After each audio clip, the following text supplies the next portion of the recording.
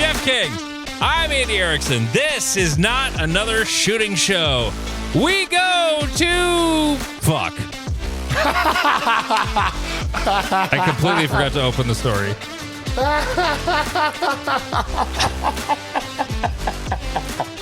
We go to Detroit, Michigan, where a Detroit police officer accidentally shot himself while using a bathroom at the Coleman A. Young Municipal Center early Friday. Police confirmed that the officer was inside a bathroom at the county building when the accidental discharge happened. The officer suffered a gunshot wound to the lower torso. Not good. He was taken to a hospital for treatment and is expected to recover. The officer is going to be placed on administrative leave for an investigation by Detroit police to make sure the proper protocols are being followed. So they have investigated themselves and they have found that no wrongdoing was done. At least in my state, they have the facade of the DCI is going to come in and do the investigation of the highway patrol shooting that happened, who basically, even though they're not technically the same department, they are both state people and work in the same place. Yeah. So, yeah. Anyway, yeah, I think I'm leaving that screw up edit in. I'm not going to edit that out. I love when that happens. No, I completely bonered that. And also just now I got really distracted because two of my son's friends walked through and I was not expecting that. And one of them got really tall. Jesus. I hadn't seen him in a while and he's gotten really tall. Okay. I think you posted this on our Reddit, how Nighthawk is more like Shithawk. Yes. Yeah. So again, I'm a Those are expensive guns. Really expensive guns. I pulled up Nighthawk Customs website. Their MSRP $5,600. God damn. And this is for what, like a 2011? Yeah, it's a 2011. This one has a one port comp. I bet that comes with one magazine. Of course it does. Because fuck it. So this dude, he's like, I bought it at one gunsmith, and he said many malfunctions. I'm like, damn. So he waited a year to get his Nighthawk Sandhawk. And he put 300 rounds through it. Nighthawk forgot to shift the optic plate. Not a good start. Had 4 jams in the first 50 rounds. The slide would not lock back on an empty mag, which people always jerk off about that one, about that being a malfunction. And I'm like, it's whatever. If it's the normal operation of the pistol, when it comes to race guns, I assume they don't work. Right. And my 24-round Glock mag does not lock the slide open. My 24-round CZ mags do not lock the mag or the slide open. Correct. So, like, if you're stuffing a bunch of bullets in there, yeah, the slide might not lock open. But if it's an 8-round 1911 and it doesn't lock the slide open, there's a problem. Yeah. I call that a problem. It's to each their own, because for me, having taught only a few people, most of the time that happens, it's your thumbs are in the wrong place.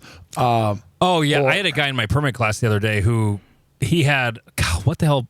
He had a 40 caliber HK VP40. Okay. Yep. And his slide would not lock open. And I was like, I'm pretty sure your thumb is holding it down, holding the slide stop down. And he just didn't even understand like how the slide stop worked. And I actually, in between strings, I showed him like, here, okay, you see how this moves up when I put the empty mag in?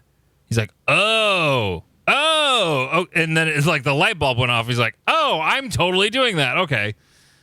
But anyway, boy, Nighthawk Custom is really proud of their fucking guns. Oh my God. Right. And so Jesus Christ.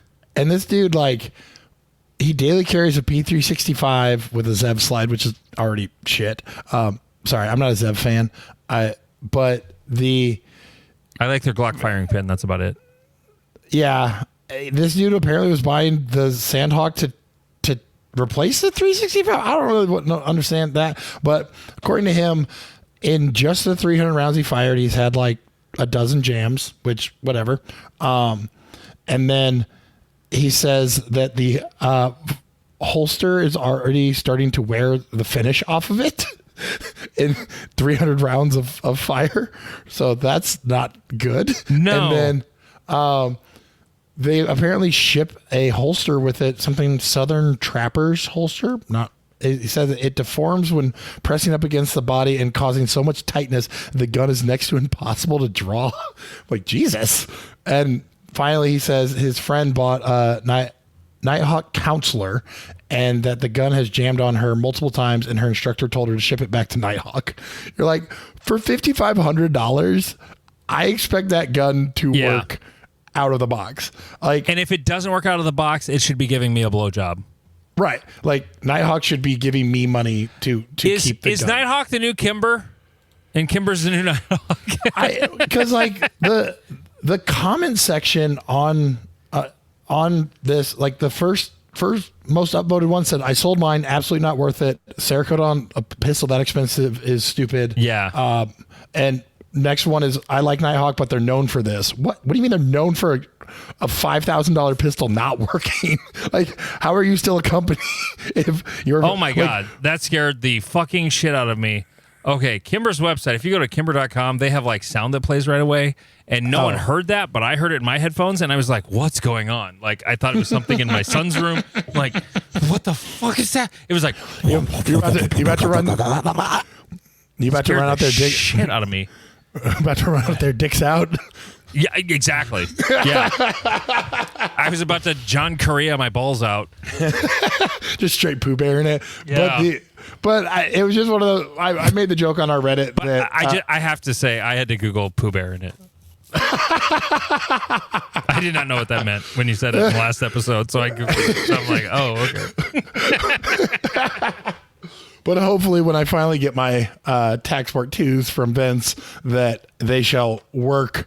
The two of them combined shall work perfectly fine for literally half the money. Literally half the money. I will have two guns of them for half the money. With optics and 4 to 6 magazines.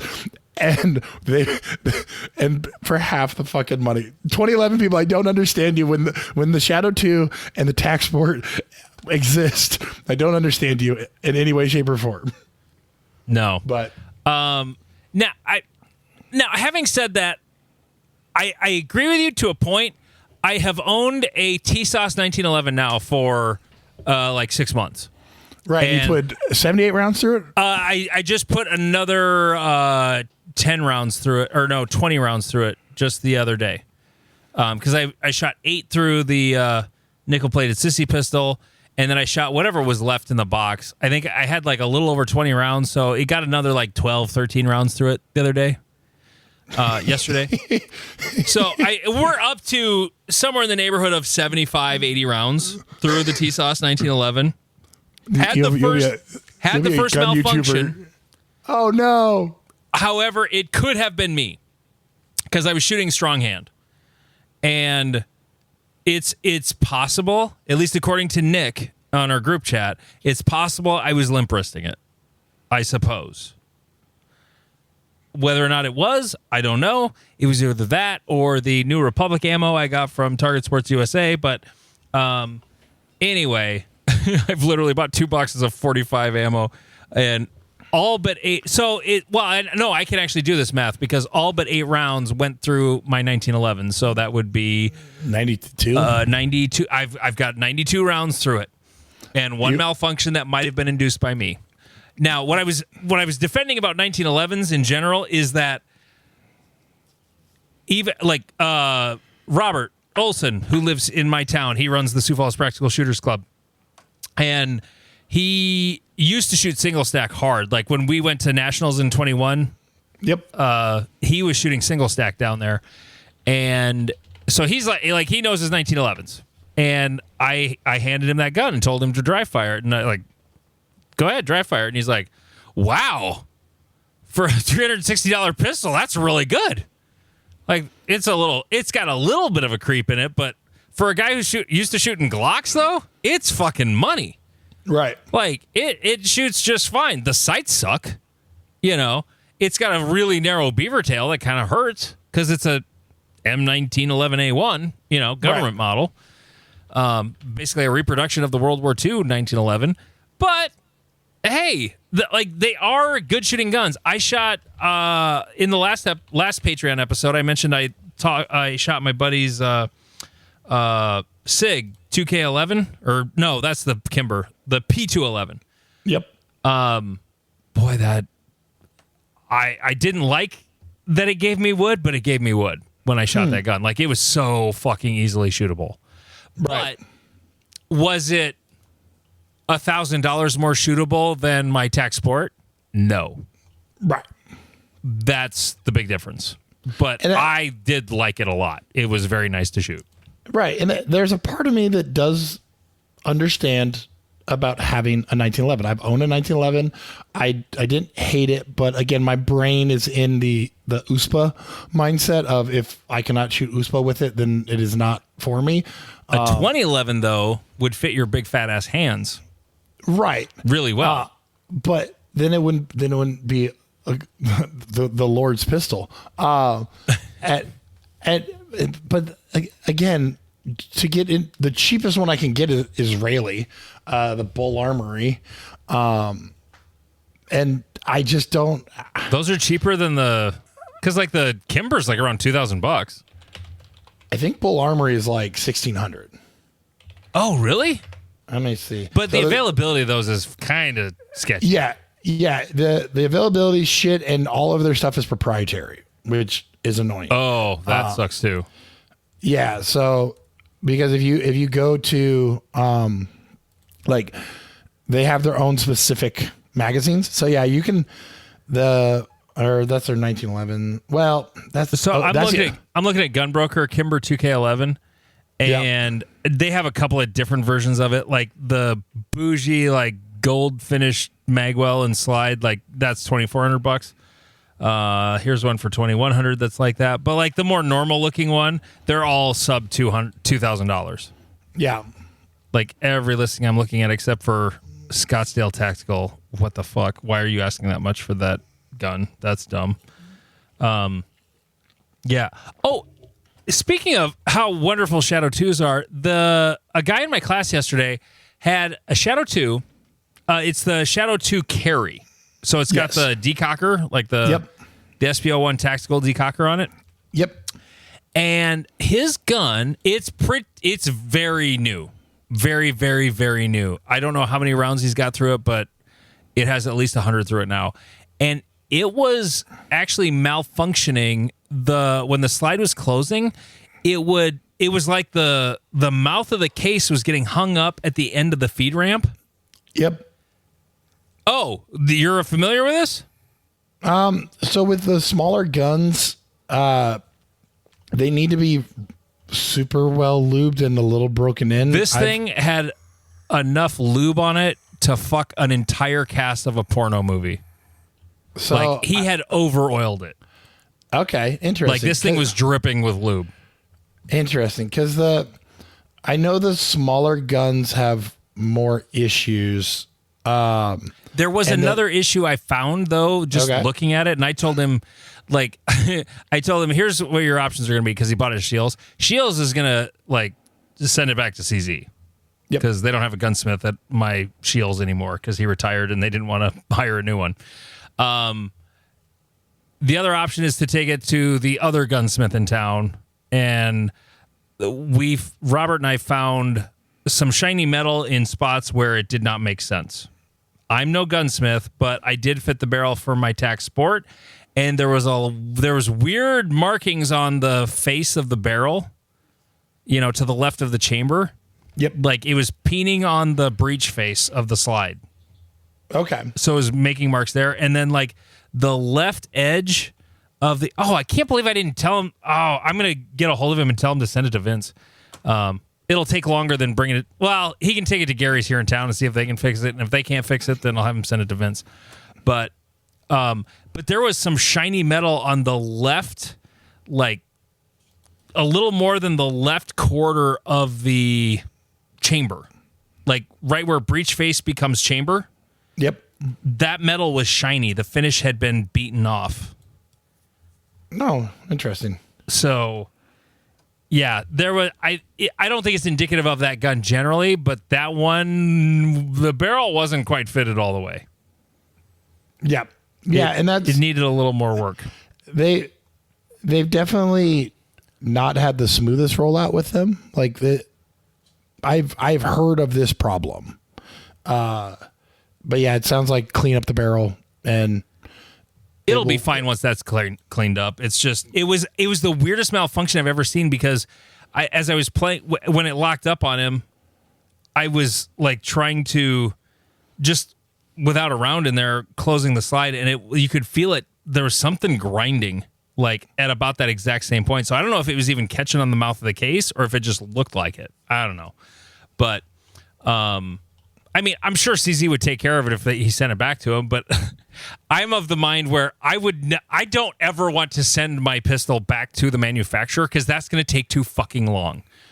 I would rather, if I can't fix it, I'm going to bring it to a local gunsmith, and if I can't take it to a local gunsmith, I'm going to send it to a regional gunsmith who will turn it around faster than the manufacturer will. That's just me. But yeah. Anyway, so on that note, there are other things we're going to talk about. One of which is I've got 407 comps coming. Yeah. Several of them. And if you're a Patreon, I will have a deal for you behind the paywall. So you can get your own. They're out there, like you can order them, but I'm gonna cut a deal for our patrons that is better than you will find anywhere, but only if you're a patron. So that's why I'm telling you right now. Patreon.com/NotAnotherShootingShow. It's only $3.57 a month, and you will get all of this episode, and you'll get the lowdown on that little deal. Also, things coming up in this episode. It just all of a sudden got really busy down here right next to me. There's boys running in and out and going sideways and backwards. We're going to talk about Cerakoting pistols. We're going to talk about Cerakoting pistols. And how obnoxious I can be at a match. And then what the difference between a fight prep and getting ready for a major match looks like. And we're going to go holster shopping for Jeff as well, because there's not a lot of options as it turns out. But like I said, patreon.com/NotAnotherShootingShow. It is only $3.57 a month.